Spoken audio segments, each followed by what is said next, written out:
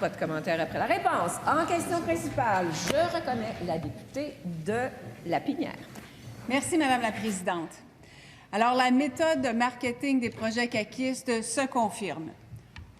On présente un projet tape à l'œil, un projet qui se vend bien, un projet qui fait rêver les Québécois, mais un projet qui ne tient pas la route en l'absence d'études ou de données à jour, ou encore en l'absence d'un plan de déploiement, de planification, de transition. Comme pour le troisième lien, comme pour les maisons des aînés. Ce gouvernement a déposé son projet de maison des aînés en novembre 2019. Ce gouvernement, ça fait 4 ans qu'il a déposé son projet. Il est dans sa 5e année. Il n'a pas réussi à attacher tous les fils pour s'assurer qu'il y ait du personnel dans les maisons des aînés. Pendant ce temps, près de 4200 aînés attendent encore une place au Québec. Madame la Présidente, les aînés n'ont pas le luxe d'attendre. Que compte faire la ministre pour remédier à cette situation intenable? La réponse du ministre de la Santé. Je pense, Madame la Présidente, que la ministre en question, qui est responsable, entre autres, là, du dossier des aînés, elle travaille pas mal fort pour essayer de trouver des solutions. Je pense que la députée reconnaît, en tout cas, qu'il y a des places qui sont en attente, donc le besoin. Là. Et ce que j'aimerais rappeler aux Québécois qui nous écoutent aujourd'hui, c'est que nous allons livrer notre engagement sur la Maison des aînés. D'ailleurs, notre enjeu n'est pas de livrer comme telle Maison des aînés, mais d'avoir le personnel pour le faire. Et si je pouvais faire une comparaison, j'en discutais justement dans une commission sur laquelle je suis ce matin, quand on est obligé de fermer des lits dans des hôpitaux, c'est parce qu'il nous manque de personnel. On a plus de 2000 lits d'hôpital qui sont fermés en ce moment.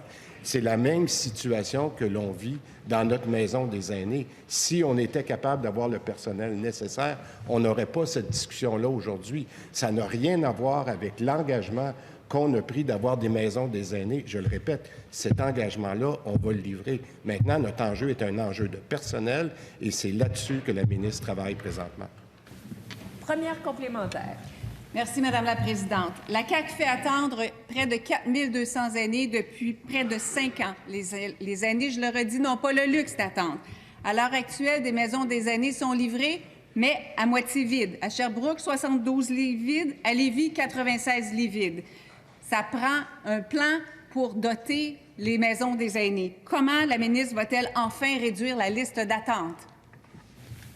La réponse du ministre. Ça serait intéressant qu'on pousse l'exercice encore plus loin. J'ai parlé d'un manque de personnel. J'ai parlé aussi, justement, dans l'autre commission dont je parlais ce matin, quels sont les programmes que l'on fait en termes de formation, comment on va aller chercher plus de préposés aux bénéficiaires pour venir nous aider dans ce manque de personnel-là qu'on a.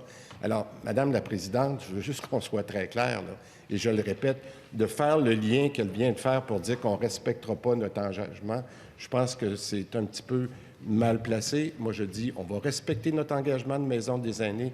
Les soins en domicile, c'est une chose. Les gens qui doivent être en maison des aînés ou en CHSLD, c'est autre chose. On va continuer de respecter nos engagements.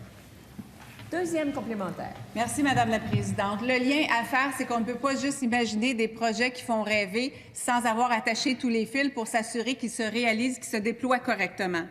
La CAQ a promu un environnement exceptionnel, des soins remarquables, un ratio de personnel usagé de 1 pour 1. Et 5 ans plus tard, les Québécois réalisent que les promesses ne sont pas au rendez-vous, comme pour le troisième lien. Que va faire la ministre pour sauver les meubles avec les maisons des aînés? Pas de commentaire après la question. La réponse du ministre. Madame la Présidente, premièrement, pour sauver les meubles, il fallait construire l'immeuble. Il fallait le construire, l'immeuble. C'était un engagement, puis je me souviens qu'il y avait des gens du Parti libéral qui nous disaient à l'époque que ça coûtait trop cher, les maisons des aînés, que c'était trop cher pour nos aînés qui ont vécu l'enfer pendant la pandémie. On a respecté notre engagement. On a respecté notre engagement de mettre ces maisons-là qui, oui, coûtent cher, mais c'est ça qu'on doit à nos aînés. Maintenant, l'enjeu de main-d'œuvre, je l'ai expliqué, et je suis conscient de tout le travail que ma collègue à la présidence du Conseil du Trésor fait, Madame la Présidente, c'est de trouver la meilleure façon de retenir, mais aussi d'attirer du personnel, autant les infirmières que les préposés aux bénéficiaires.